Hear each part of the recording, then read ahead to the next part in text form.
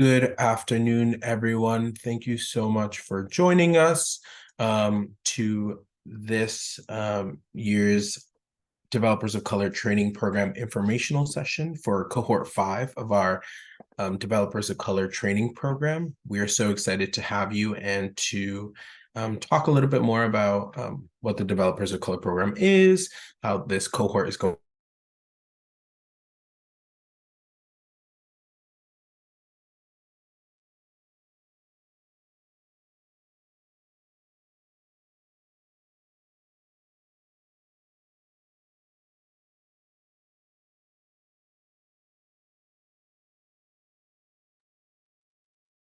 Oh, I think Matthew froze.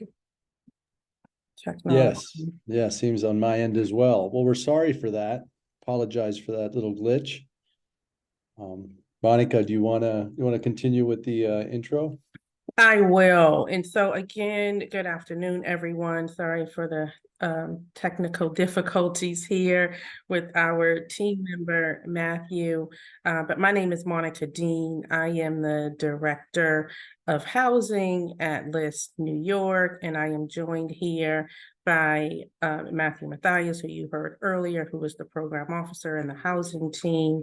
And we also have, as part of our team, Francisco Pineda, who you will hear from later. And I always want to thank and acknowledge our Senior Executive Director, Valerie White, who is not with us this afternoon, but she is always here in spirit. So let me see if I can take over and share screen. Just bear with me for 1 minute here.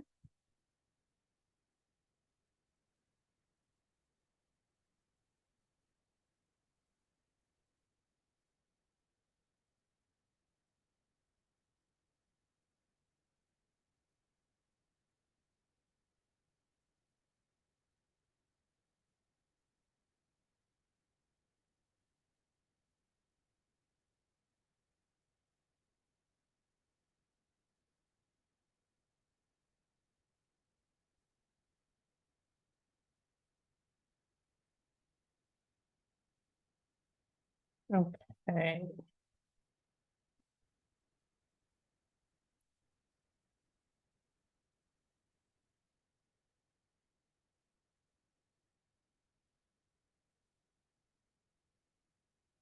All right. How does that work? Good to go? Good to go. Yeah. Okay, so apologies, everyone. So again, Monica Dean for LISC. You will also hear from, as I mentioned earlier, our team and our partners in this New York City Developers of Color program for Cohort 5. And it looks like Matthew has resumed sharing. So apologies for that. Matthew. Sorry, everyone. A little bit of technical difficulties. My Zoom crashed in the middle of all this, so I appreciate your patience in all of this. As I was saying, I was introducing Housing Director Monica Dean from LISC New York to just give us a little bit of an insight as to who our Developers of Color training team is. And so you can go to the next slide. I am talked about Valerie already, and yourself. I already mentioned Francisco, and he will be joined by his partner, William Cortez. So Will not be here, but you will expect to see and hear from him throughout Cohort 5 as one of our consulting team members who will be working with us and co-facilitating this cohort. Thank you, Monica. And so those of you who are unfamiliar to LISC, I do want to provide a little bit of context and background just to share briefly that LISC New York, we are a national nonprofit community development financial institution. So it's a CDFI where we work with and serve underinvested communities with capital strategy, and technical assistance, where lots of low and moderate income people can really thrive. And so we were founded back in 1980. We have over 40 years of doing this work. We have a presence in over 40 cities across the country, with the support of our community partners, who provide services and, again, programs where we create more equitable, inclusive, and sustainable work. Again, not only in New York City, but we're doing this work in this space across the country. Here at LISC New York, again, we are specifically focused on eradicating the racial wealth gap for good. That protects affordable housing for low to moderate income residents of New York City. And all of the programs that we offer and provide at LISC New York are focused on building pathways of meaningful economic opportunity for everyone. And so at LISC New York, our platform, we have 3 pillars in which we are backed by, and that we are specifically focused on. And we're very intentional about these strategies because they help form and guide all of our programmatic and lending efforts at LISC New York. And so the first one is radical healing, where we explore and examine all of the underlying assumptions that perpetuate bias and bigotry, through engaging in our relationships with cultural institutions like community arts, placemaking efforts, and the like, and also through policy and legislative strategies as well. The second of the 3 pillars is focused on inclusive economic transformation, where we specifically target investments in small businesses, human talent, public infrastructure, innovation, and impactful community organizations are some, but this is not an inclusive list of all, but definitely wanted to mention some of the target investments that we focus on at LISC New York. And the third, the pillar at LISC New York as part of our platform is focused on sustainable wealth generation, where we explore, and implement programs, again, that help support small businesses through entrepreneurship opportunities, career ladders, financial mobility, and wealth building in communities of color throughout New York. And this, when I say New York, we're talking about the New York City and the state of New York as well. Next slide. And so, our challenge, we have been, specifically focused on working with minority-owned firms, who are, have small and medium-sized businesses, many of which who have been impacted by the COVID-19 pandemic, where, even prior to the pandemic, and much has been exacerbated by the pandemic, have already had a disproportionate effect on minority and women-owned business firms. And so these are the firms that we work with that need assistance obtaining knowledge and capacity and capital to access these opportunities and be able to comply with sophisticated development and construction requirements, as well as what we call complex technical, administrative, and financial systems of large organizations. And so, the lack of strong professional networks and institutional onboarding and marketing and procurement and logistics and financial services targeted towards small and medium-sized developers and builders limit their opportunities to participate in important value chains and equitable share in economic growth. And so, this has been, happening far too long. And so we have, designed this program, this LISC New York Developers of Color training program, you know, as an avenue to help deal with and address some of these structural barriers that really have prevented minority entrepreneurs from having, you know, that access to capital and grow and expand their businesses. So just a brief overview about LISC New York, our mission, the challenge that we identified, and the LISC New York Developers of Color Training Program is a strategy and a program we created in response to the challenge that many minority-owned firms are facing. And so I am happy to turn it over now to my colleague Matthew, who is going to continue the discussion. Matthew? Thank you, Monica. And now we're going to talk about the target. Kind of, Monica was touching on this, but there are many WBE firms who have an interest to grow and work on more commercial projects, but don't have the tools, the opportunities, or just aren't prepared for the demands of an institutional project. And so the hope and the target is through LISC New York's Developers of Color program is that we provide the adequate and very complex training necessary and support for these small and medium-sized WBE firms, development and construction firms as well, to successfully complete a bid, win it, and deliver on these contracts, developments, and continued engagement. And we base all of this off some initial survey findings that we found within the market, within financing and access for MWBE firms, and the technical assistance that these firms lack or don't have access to.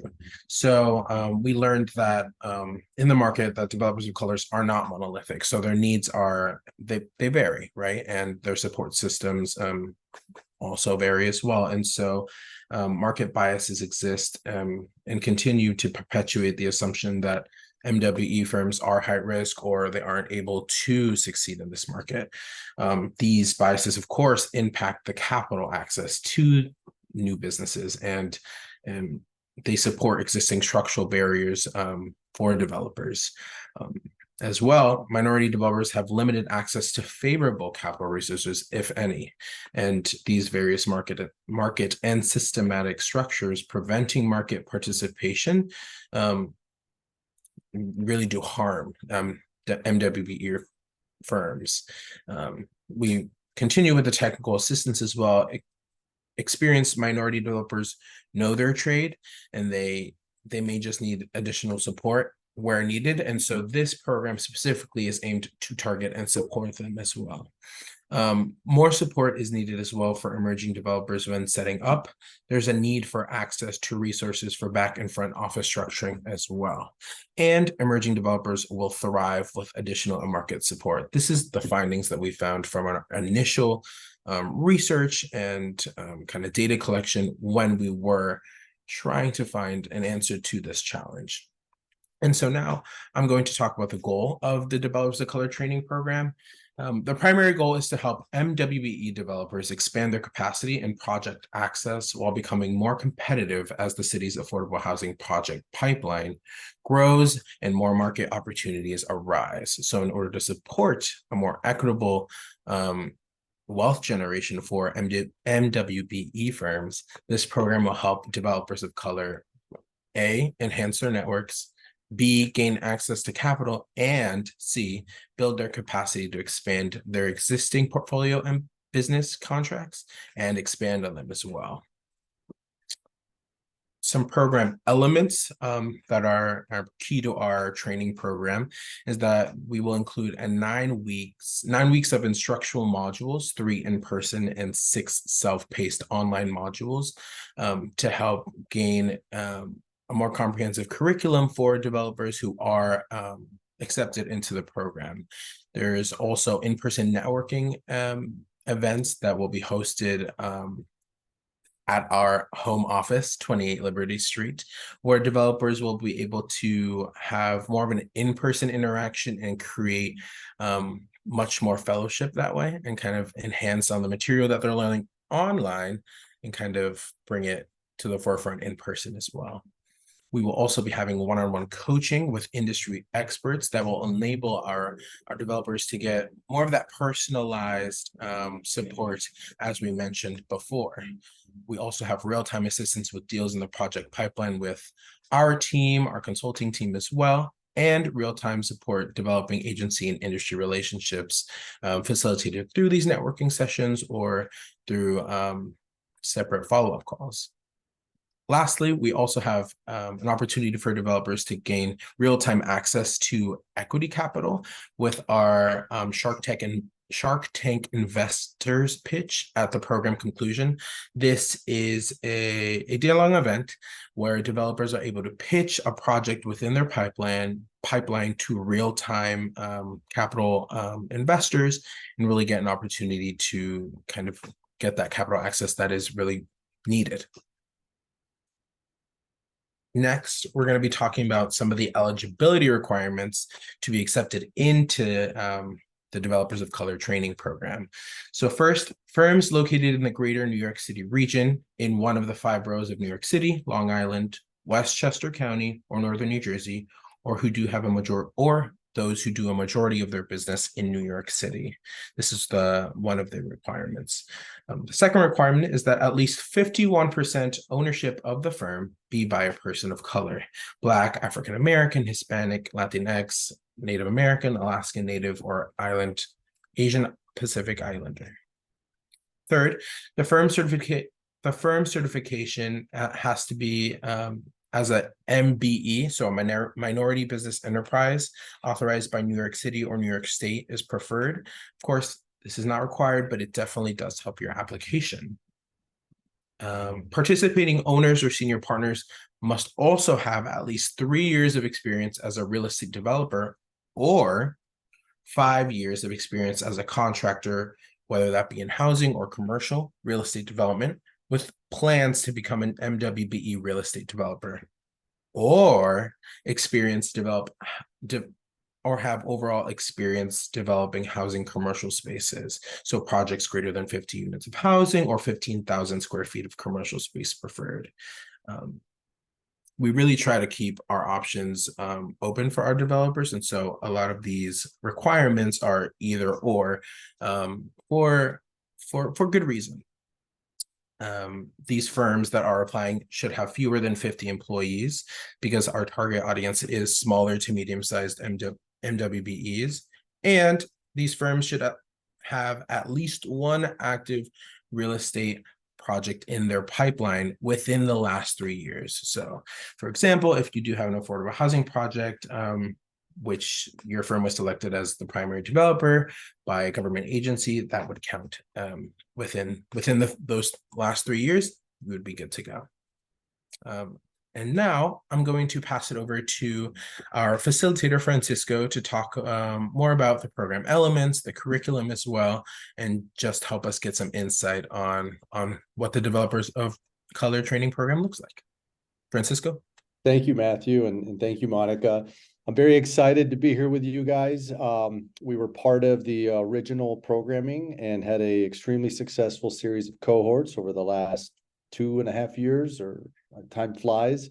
And I'm glad to say that over the other 4 cohorts, we've incorporated the feedback. We're really proud to have both alumni and mentors/coaches that were a part of all of the programs come back as well. And we're just going through the process and finalizing that. So I want you to think about this programming not simply as a couple of modules or a few networking events. It really is meant to sort of build and to culminate in a Shark Tank event in which hopefully you're both growing in your own skill sets, but you're also learning from each other, not just technical aspects, but also some insights in building your firm and growing your firm. And part of the challenge, I think it's an opportunity and a challenge, is that the cohorts are really varied. We have folks that are and have been running multi-$100-million real estate development platforms that have been in the business for 30 years, to folks that are starting out or transitioning from contracting into ownership, into development, into major refurbishment, and in some cases even ground up. So as you can imagine, having one curriculum that addresses the interest and even the knowledge gaps, or even the sort of needs of such a varied group of people is challenging. However, I think we've been really successful in being able to provide through the discussions and through the module and through the teaching points of interest to expand on both those technical aspects, but through that discussion, touch on applications and leadership. So I talk a lot and apologize for that, but I feel like the more information we can put out there, the better it is for you to think and assess whether this fits you, and hopefully to spur on some questions. Long story short, the main spine of the program is two elements. The first one on the left will start with the basic commercial overview of the development process. What is it? What are the risks? What are the pitfalls? What's happening in the overall market? What are the trends? It's a unique moment, I think, in the last 20 years, what we're seeing with both interest rates and at the same time, a really nuanced real estate market that's on the one hand still very hot, and on the other hand, seemingly not so hot. So we're going to talk a little bit about that within that module, and that'll be supplemented with some sort of technical discussions around how do you think through entering a new market? What are the supply demand drivers that you should be considering? This can get really nuanced when you're talking about specialist housing developers in affordable housing, in submarkets, in particular type of asset classes. And although we're not going to be able to touch on all of that, hopefully, as you go through the module, as we go through the discussions, we'll be able to bring in some of that into the discussion and workshop it together, learn from each other, and think through how some of these frameworks could be applied. We've found some of this to be very, very beneficial to folks that were transitioning into new markets, large New York City markets, and moving some of their operations to Albany or some of the other markets outside of the major urban centers. We then go into the operational leadership. And just so that you know, at the top of this slide, those two top on the right and the left really are meaning to address both commercial and technical aspects of real estate development. The middle horizontal modules are meant to address operational, day-to-day, grinding it out, building the firm. How do you put together and how do you think about the leverage, not just on an asset, but across a portfolio? How do you build a relationship with a bank and multiple banks to create a competitive tension to ensure that you have both the lines of credit and ensure that you have a level of security when you go out there to underwrite your deals. So we go from commercial to operational, building the business, understanding the fundamentals, thinking through tax incentives, subsidies, and then really the bottom is around leadership discussions. How do you consider leading the firm? What are the issues that are important? And I'm sorry about this. I made a slight error here, but the contracting aspects at the bottom left is also meant as an operational point of what are the important contractual elements that you have to have a really good handle on, and if not, how to build a team, both internal and external to your firm, to have that capability, whether that's a landlord-tenant attorney, whether that's a construction attorney, especially if you're doing ground up. What are general conditions? And again, a lot of folks will be familiar with these, but sometimes we get folks that come from the real estate brokering business and are new to construction and are new to major refurbishments. So that's where we hope to close that knowledge gap over the series of the modules. In addition to that, we're going to do some workshops, and although we have a pretty good sense what those workshops are going to be, our preference is to wait until we all meet on November 16th and try and get a better sense of where the center of interest lie and where perhaps the knowledge gaps are and what that balance looks like. We might have half of the team that really wants to dig deep on building out really complex Excel models because they're starting to develop broader relationships with their lenders, and those lenders are looking at their portfolio in a more nuanced way. Maybe if there's enough interest, we can fine tune that workshop for something like that. Or, which has been the case in the past, most of the participants really want to dig into more of this operational leadership themes and thematics. How to build succession, what to consider when you're hiring, how much to in-hire versus outsource. So that's going to be the general theme of the modules, as well as the general buildup into the 6-week modular program. This will all be delivered online asynchronously, so you'll be able to go in and go through the programming at your own pace. However, we will be bracketed in terms of having certain work and certain deliverables done within those week periods. And as I mentioned before, both the starting of the program will be an in-person event. We'll have a small panel, we'll have a small discussion, and then break and network and hopefully get to know each other and allow us to get a sense of kind of where you would like as a cohort to focus on. And as I mentioned before, the end of this program will result in a Shark Tank, which I think I'll let Monica and Matthew talk a little more. It's an exciting event. It's been phenomenally successful. Both LISC's team and leadership here has been so supportive of bringing some very interesting folks to hear what you've got to pitch and to get a sense on where that next opportunity lies. So I'll be around, not just myself, but Matthew and Monica and Will Cortez, as well as this broader group of, I don't like to call them teachers or lecturers. We're really all peers and we're all sharing knowledge, but the other folks that we're going to be bringing in to both provide one-on-one discussions as well as showcase certain Q&A with them and talk about what is really a pretty varied field. So I'll leave it at that, and I'll be around during the Q&A if you've got any particular questions on this point. Oh, timeline. So as I mentioned, November 16th, we're all meeting in person. We will have we will have the first. So technically, this first November 16th meeting is going to be a kind of lunch and learn, if you will. We are going to talk about an overview of what's happening in the market. We'll go through some more depth of each module and how that culminates and how the different topics of the commercial, operational, and the leadership or strategic leadership fold into each other. There's going to be some meet and greets with the coaches and the mentors. And then module 1, which is that asynchronous online module, is going to be released to you November 30th. And essentially every week after that, until we hit December 15th, we're going to break for the holidays and the new year, and then recommence with modules 4, 5, and 6, January 4th, 11th, and 18th. You can see the networking events right below that. As I mentioned before, 16th counts as the first, December 13th and the second, and January 24th, sort of the end event as the last one. In addition, we hope to have you guys paired up with coaches that kind of meet your interests and needs and have that specialty or that competency and skill set to be able to support you.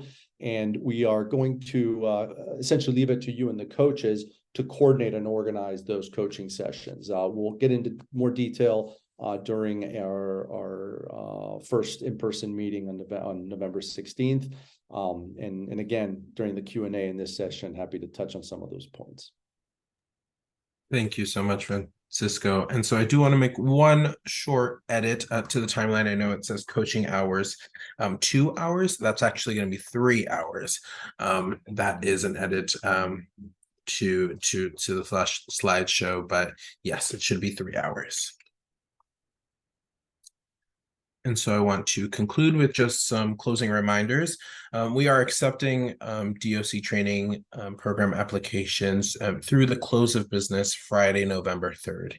And you can access the application at the link here, https://lisc.tfaforms.net-1088. For easy accessibility, there you'll find 4 different sections of questions. So there'll be a contact information section where you fill out your contact information.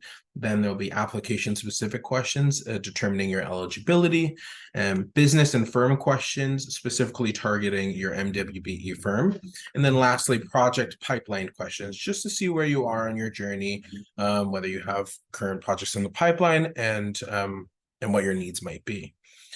Cohort 5 accepted applicants will be announced the week of November 6th.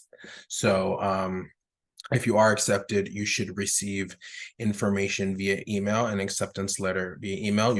You will also receive a rejection letter if you aren't unfortunately accepted. And this should not in any way dissuade you from applying again. This is an ongoing program. And so if you can't join us for this cohort, we would be more than happy to evaluate your firm for the following cohort. As Francisco mentioned, in-person live launch for accepted applicants will be Thursday, November 16th. And if you do have any ongoing questions throughout the application process or just in general, please do not hesitate to reach out to us at New York City Developers of Color at LISC.org. That email address is pretty active, so we're checking it regularly with any and all questions. And so I conclude the slideshow portion of this informational session. But if you do have any questions, please be sure to put them in the Q&A section of the chat, and we'll be more than happy to review them.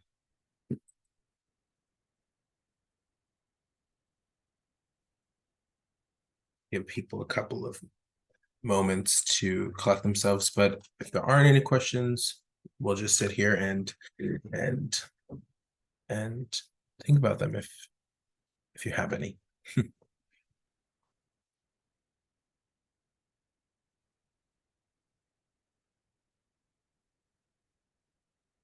And so we have one question. Will you be sharing the recording? Yes. So this whole webinar, including my little Zoom mishap in the beginning, will be posted to our LISC New York website.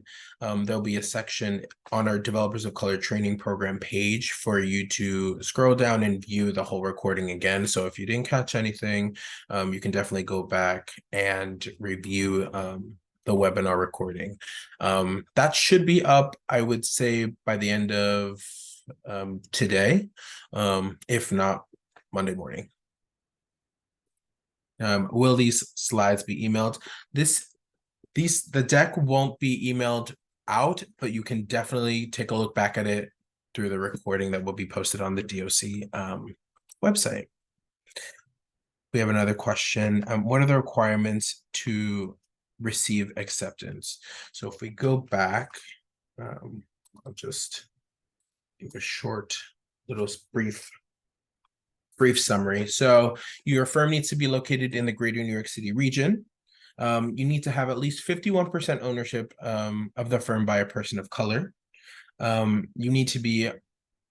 don't need to be, but it is preferred that your firm is MBE certified by New York State. It just helps your application. Of course, we realize that not all firms may have that, so not something counted against you, but definitely something that would help your application. Also, participating owners or senior partners must have at least 3 years of experience as a real estate developer, 5 years of experience as a contractor, or have just vast experience developing housing commercial spaces. The firm must also have fewer than 50 employees, and you need to have at least one active project pipeline within the past 3 years with your firm.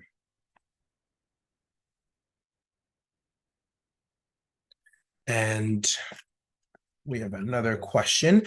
What access to capital pipelines can LISC expose us to? So within our greater network, LISC partners with a lot of different private equity banks and different partners to expand not only developers' knowledge of the capital resources that there's out there, but also through the Shark Tank, kind of give them that one-to-one facilitation and opportunity to pitch their project to to capital stacks.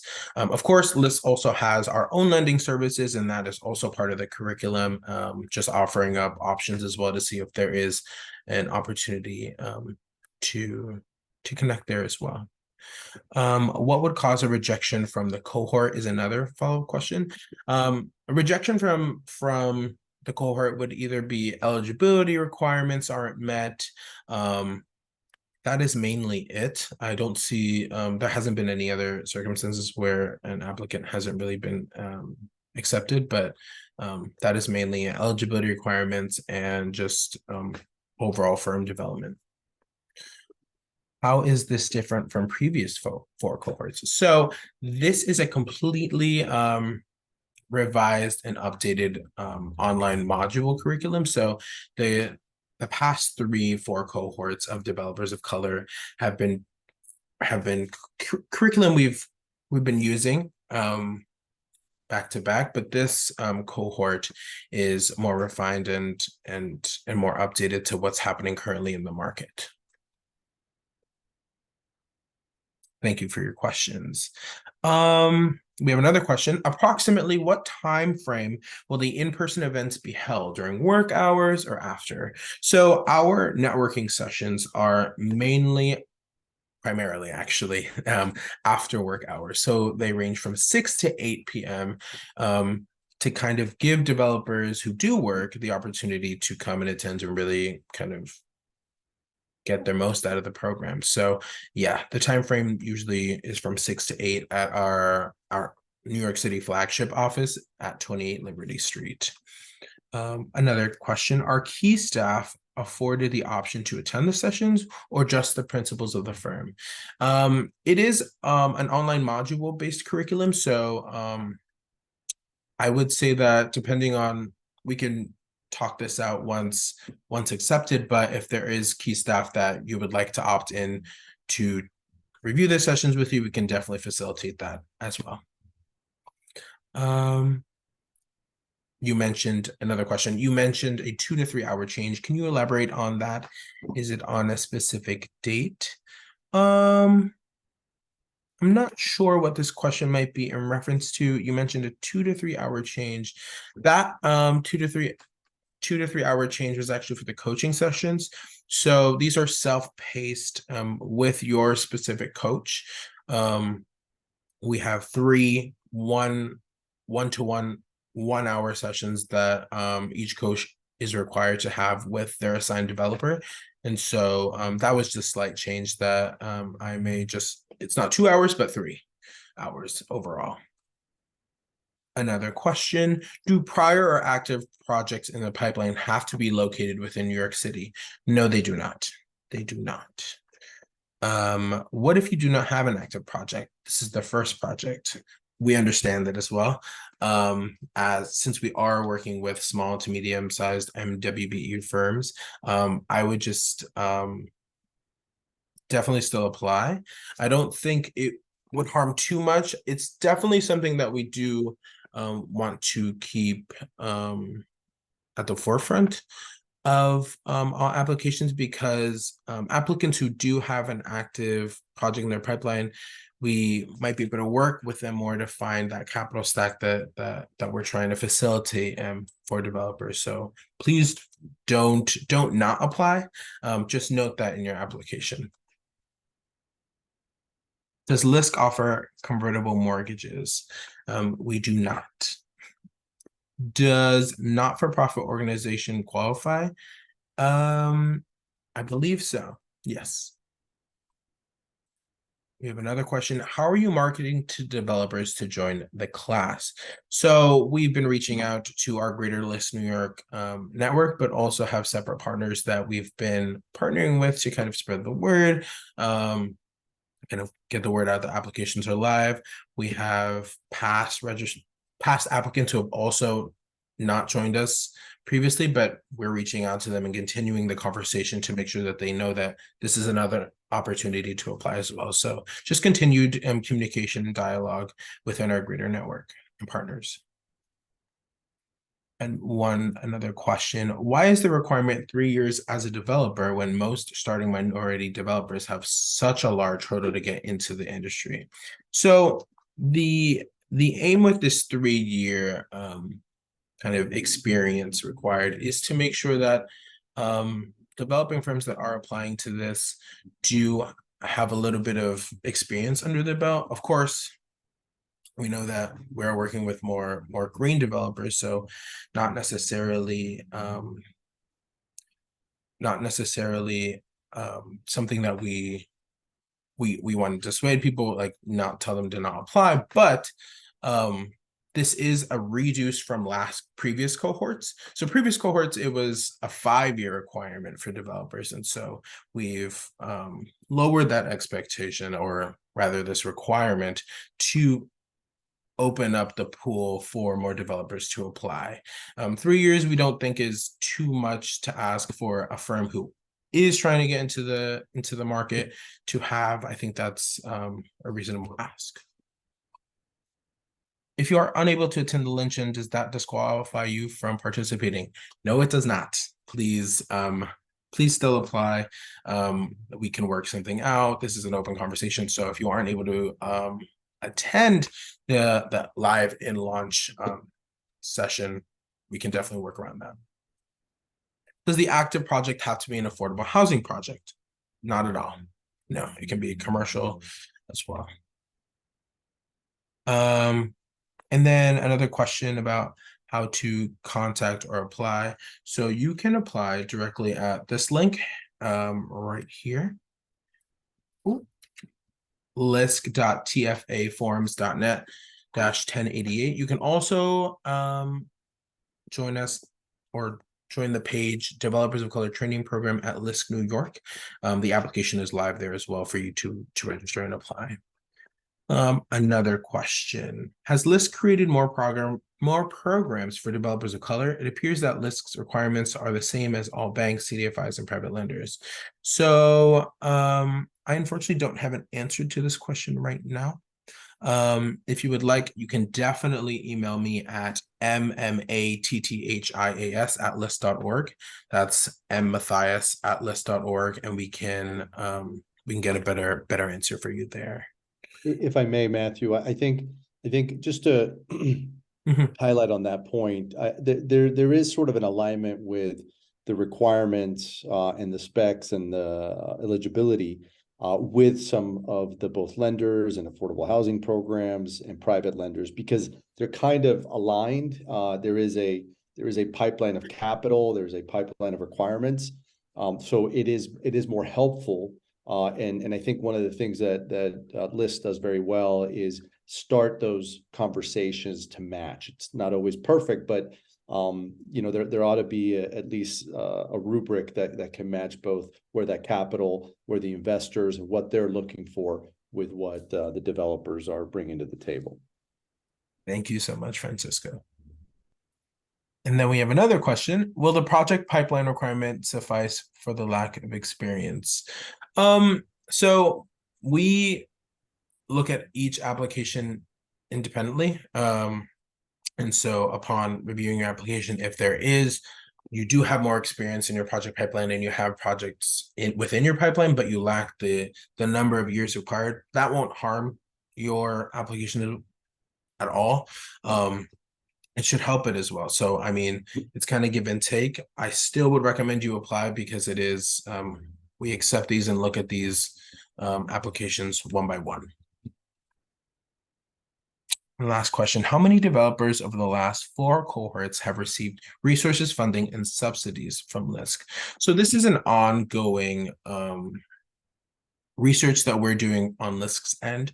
We are doing follow-up calls and reaching out to past cohort participants to really find out where they are in their journey, whether that is going through joint venture, looking for funding, whether or not they've been able to create deals or apply for different RFPs and RFQs. And so over the last 4 cohorts, I would say there's roughly around 5 to 10. As this whole journey is a lengthy one. I think as time goes on, we'll get more of a clearer picture as to how many the real number is. But of course, this is a developing updates that happen routinely. So I would say that is the number. Thank you. These were great questions, by the way. If you do have any more, please be sure to put it in the chat. I'd be more than happy to answer them to the best of my ability.